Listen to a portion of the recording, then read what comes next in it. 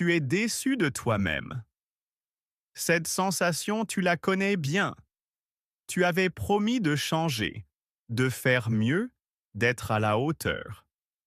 Et encore une fois, tu n'as pas tenu ta promesse. Tu as mangé ce que tu ne voulais pas manger. Tu n'as pas fait ce que tu devais faire. Tu as laissé passer une opportunité. Et le soir, quand tu es seul avec toi-même, cette déception pèse. Tu te sens petit, faible, incohérent. Tu te demandes pourquoi tu n'y arrives pas, alors que d'autres semblent y arriver. Mais aujourd'hui, je vais te dire quelque chose que personne ne te dit. La déception de soi n'est pas une ennemie. Elle est un signal. Et si tu l'écoutes correctement, elle peut devenir ton meilleur professeur. Alors ne fuis pas cette déception. Écoute-la. Et laisse-moi te montrer ce qu'elle essaie de t'apprendre. Georges, quand tu as commencé, j'ai senti une boule dans ma gorge. Parce que je suis déçue de moi-même presque tous les jours. Le matin, je me promets d'être productive.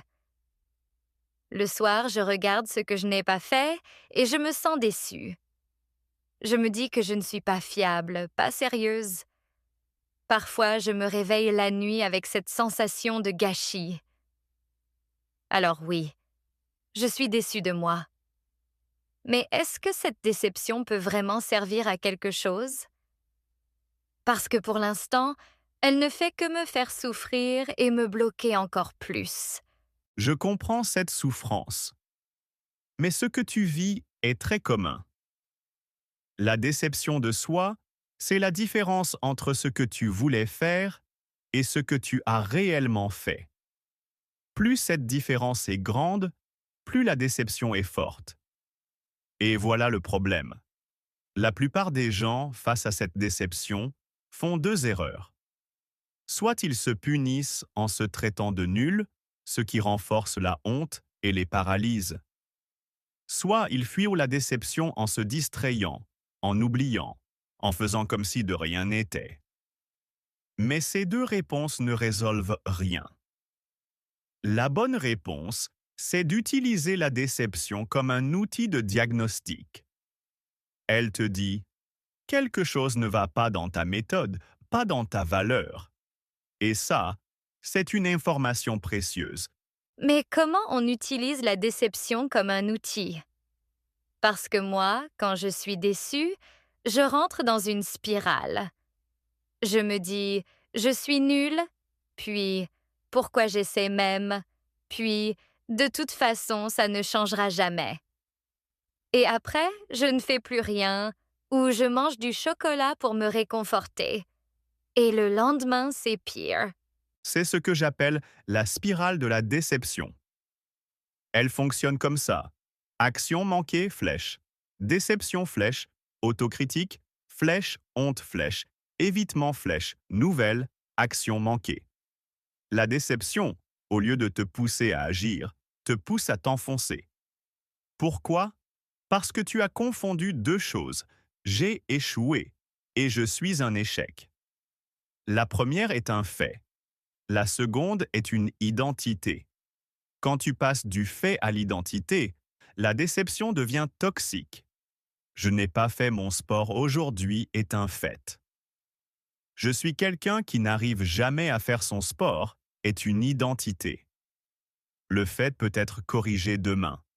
L'identité, elle, te suit partout. Pour sortir de la spirale, il faut apprendre à séparer ton comportement de ta valeur. Un mauvais jour ne fait pas de toi une mauvaise personne. Une promesse non tenue ne fait pas de toi quelqu'un de pas fiable. C'est juste une information. Cette stratégie n'a pas fonctionné. Rien de plus. C'est difficile de ne pas passer du fait à l'identité. Comment je peux m'entraîner à rester sur le fait? Imagine un jardinier. Il plante une graine. Le premier jour, rien ne pousse. Est-ce que le jardinier se dit ⁇ Je suis nul, je ne sais pas planter, je n'ai jamais de résultat ?⁇ Non. Il sait que la graine a besoin de temps. Il continue d'arroser. Si après plusieurs jours, rien ne pousse, il ne se dit pas « je suis un mauvais jardinier ». Il se dit « peut-être que cette graine a besoin de plus de soleil ou d'un sol différent ». Il ajuste sa méthode, pas son identité. Toi, c'est pareil. Tu es le jardinier de tes actions. Si une action ne donne pas le résultat attendu, ce n'est pas toi qui es mauvais. C'est juste que la méthode ou les conditions ne sont pas les bonnes. La déception, c'est le signal que quelque chose doit être ajusté. Elle ne dit pas « tu es nul ». Elle dit « ajuste quelque chose ». Le problème, c'est que la plupart des gens entendent « tu es nul » et arrêtent d'ajuster. Mais le jardinier qui réussit, c'est celui qui ajuste sans cesse, sans se juger. Donc l'erreur, c'est de se punir quand on est déçu. Oui, et aussi d'ignorer la déception. Beaucoup de gens font l'un ou l'autre. Certains se punissent, je suis nul, je ne mérite pas de manger, je vais me coucher sans rien. Mais la punition ne répare rien. Elle ajoute de la souffrance à la souffrance. D'autres ignorent la déception. Ils se disent « ce n'est pas grave ». Ils regardent une série, ils oublient. Mais la déception ne disparaît pas. Elle s'enfuit et ressort plus tard. La bonne réponse, c'est ni punition ni oubli. C'est l'enquête. La déception, c'est un symptôme, comme une douleur au ventre. Si tu as mal au ventre, tu ne te punis pas en te disant « tu as mal, c'est ta faute ». Et tu n'ignores pas la douleur en espérant qu'elle passe. Tu cherches la cause. Tu te demandes « qu'est-ce que j'ai mangé ? Est-ce que c'est une intoxication ? Est-ce que c'est le stress ? » La déception de soi, c'est pareil. Il faut lui poser des questions. Pourquoi est-ce que je n'ai pas agi ? Est-ce que la tâche était trop vague ? Est-ce que j'étais trop fatigué ? Est-ce que j'avais peur ? Quand tu as la cause, tu peux agir.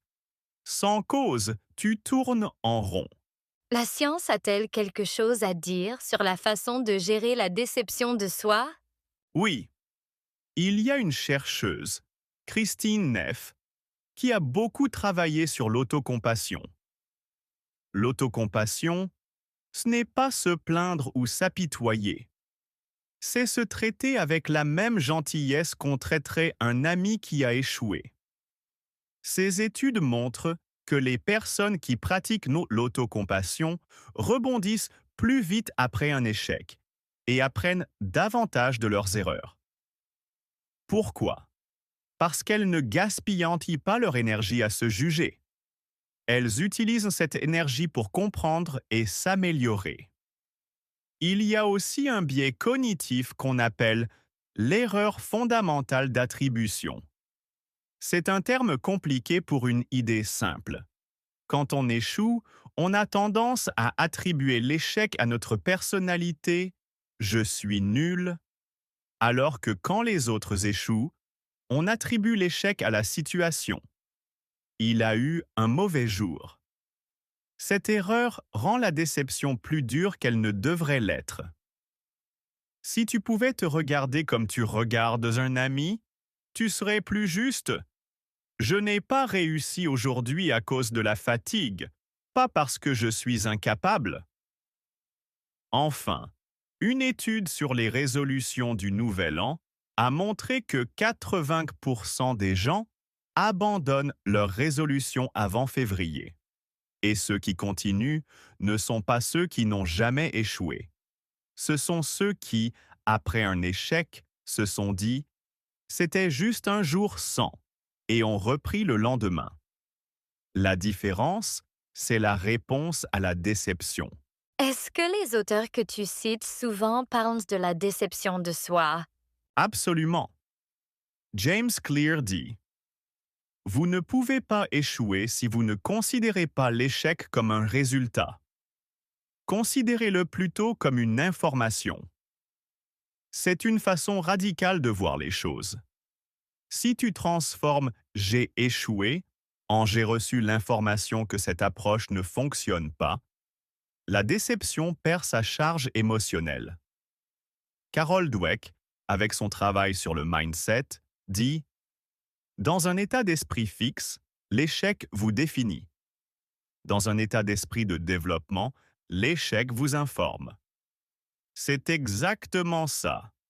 Si tu as un état d'esprit fixe, une déception te dit tu es un échec. Si tu as un état d'esprit de développement, elle te dit tu as encore quelque chose à apprendre.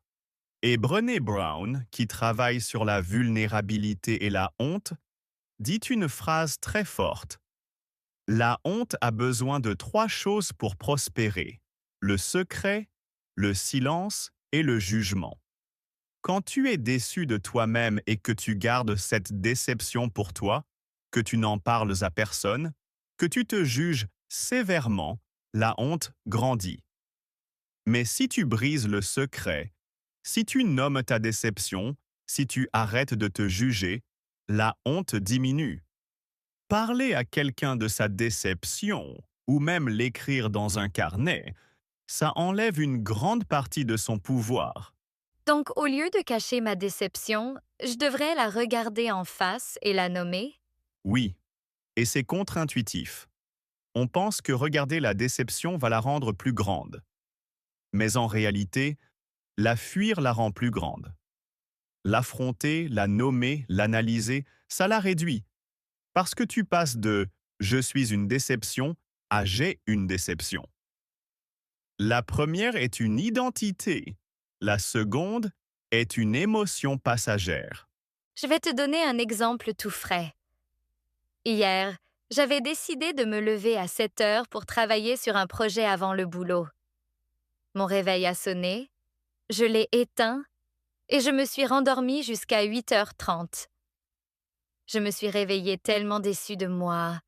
Je me suis dit, tu vois, tu n'es même pas capable de te lever. Tu ne changeras jamais. Et cette déception a gâché toute ma matinée. Je n'ai même pas travaillé le soir parce que j'étais encore déçue. Décomposons cet exemple avec ce qu'on a dit. Le fait, tu t'es rendormi. La déception est venue après. Mais pourquoi es-tu déçu? Parce que tu avais une attente, te lever à 7 heures. La différence entre l'attente, 7 heures, et la réalité, 8h30, a créé la déception.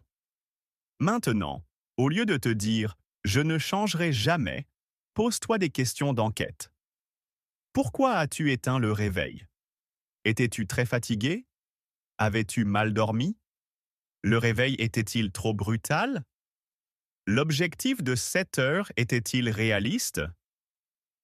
Peut-être que 7h30 aurait été plus réaliste. Peut-être que tu as besoin d'un réveil plus doux. Peut-être que tu devais te coucher plus tôt. Si tu avais fait cette enquête, tu aurais pu ajuster. Au lieu de ça, tu as passé la journée à te punir. Et cette punition t'a empêché de travailler le soir. Donc, la déception non traitée a causé encore plus d'inaction. C'est la spirale. Donc, si j'avais accepté la déception comme une information, j'aurais pu me dire, OK, 7 heures c'était trop tôt, je vais essayer 7h30 demain et je vais mettre mon réveil loin de mon lit. Et j'aurais avancé. J'ai besoin d'une méthode pour, quand la déception arrive, ne pas tomber dans la spirale. Tu peux me donner des étapes précises? Voici une méthode en 5 étapes. Je l'appelle la méthode accueil. A. Arrête-toi. Quand tu sens la déception monter, ne réagis pas tout de suite. Ne te punis pas, ne fuis pas. Arrête-toi. Prends 3 respirations. Crée un petit espace entre la déception et ta réponse. C'est dans cet espace que tu peux choisir comment réagir. C. Constate le fait. Dis-toi objectivement ce qui s'est passé. Pas de jugement, juste les faits. Je n'ai pas fait mon sport aujourd'hui. Je me suis rendormi ce matin. J'ai mangé un gâteau alors que j'avais dit non. Un fait, ce n'est ni bien ni mal. C'est juste une information. C. Cherche la cause. Demande-toi pourquoi, mais sans te juger. Pourquoi je ne l'ai pas fait? Les réponses possibles: j'étais fatigué, je n'avais pas assez de temps, j'avais peur de mal faire, la tâche était trop vague, j'ai oublié, je n'avais pas envie, j'étais submergé. Trouve la vraie cause. Si tu n'es pas sûr, creuse. La cause, c'est ce que tu vas pouvoir ajuster. U. Utilise l'information. Maintenant que tu as la cause, demande-toi: qu'est-ce que je peux changer pour que ça marche mieux demain? Si tu étais fatigué, peut-être coucher plus tôt. Si la tâche était vague, clarifie-la. Si tu avais peur, commence par une version moche. L'information te donne une action concrète. E. Engage-toi à une action minuscule. Ne te promets pas de tout changer d'un coup. Choisis une petite action pour demain. Demain, je vais juste mettre mes baskets. Demain, je vais écrire 3 phrases. L'action minuscule, c'est la preuve que la déception ne t'a pas vaincu. C'est le premier pas hors de la spirale. 1. Ici et maintenant, reprends ta journée. Ne laisse pas la déception gâcher le reste. Ce qui est fait. La matinée est passée, mais l'après-midi est là. Ne punis pas ton après-midi pour les erreurs du matin. Reprends à partir de maintenant. 1 heure réussie rattrape 1 heure ratée.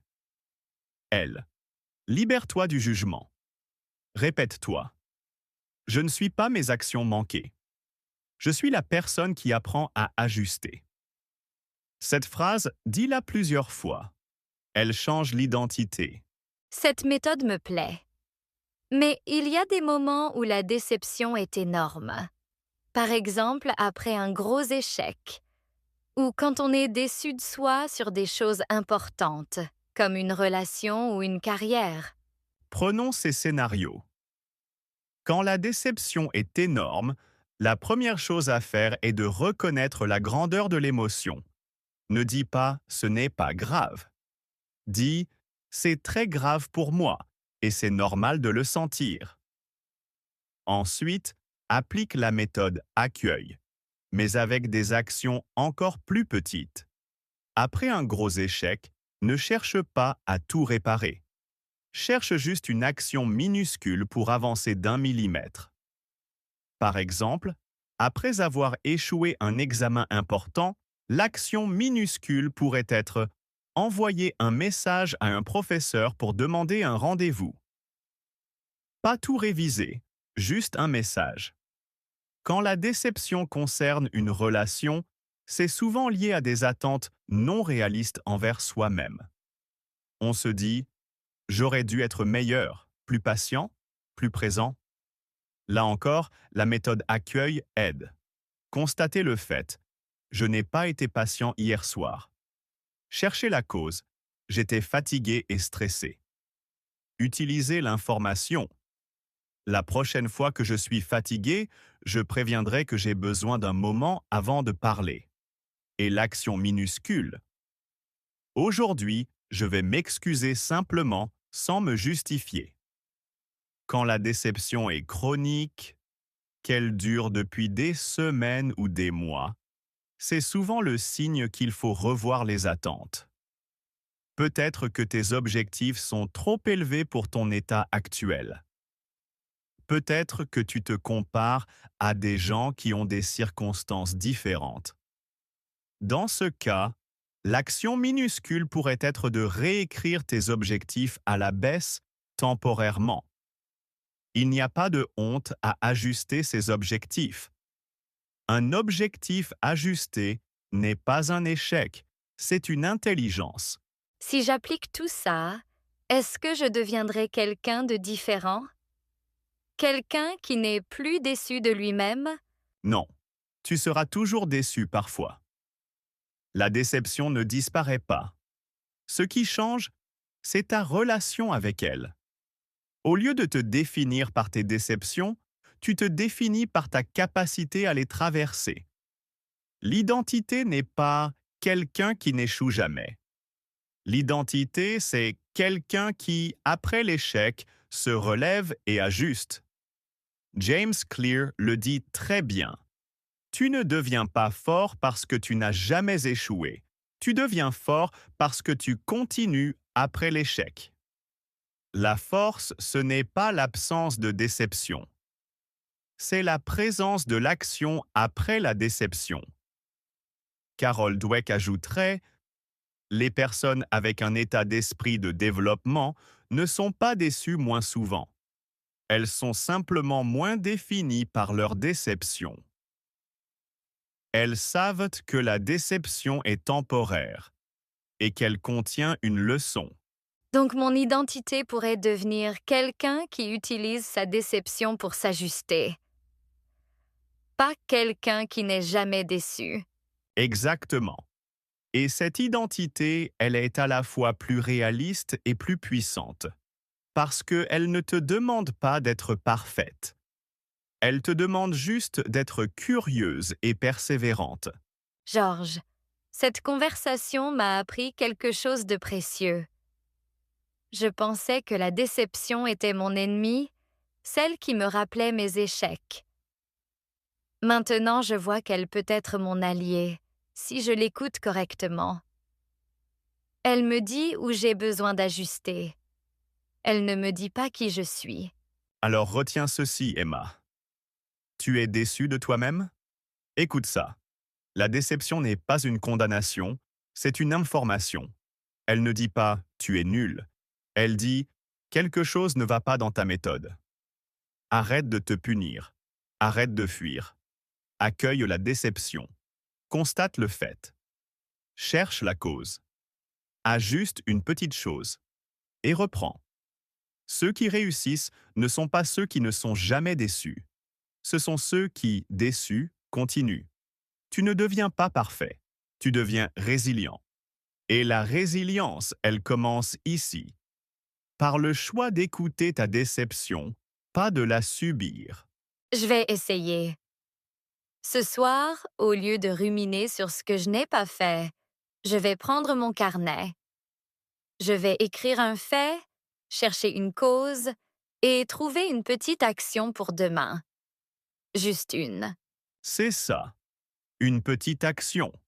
Et demain, une autre. Et la déception deviendra ce qu'elle a toujours dû être. Un simple signal pour avancer. Et c'est tout pour l'épisode d'aujourd'hui. Merci beaucoup d'avoir écouté. Si vous avez aimé cet épisode et appris quelque chose de nouveau, n'oubliez pas d'appuyer sur le bouton like et de vous abonner à la chaîne. Votre soutien nous aide à créer des leçons encore plus utiles pour vous. Restez motivés, continuez à pratiquer et on se retrouve dans le prochain épisode. À bientôt!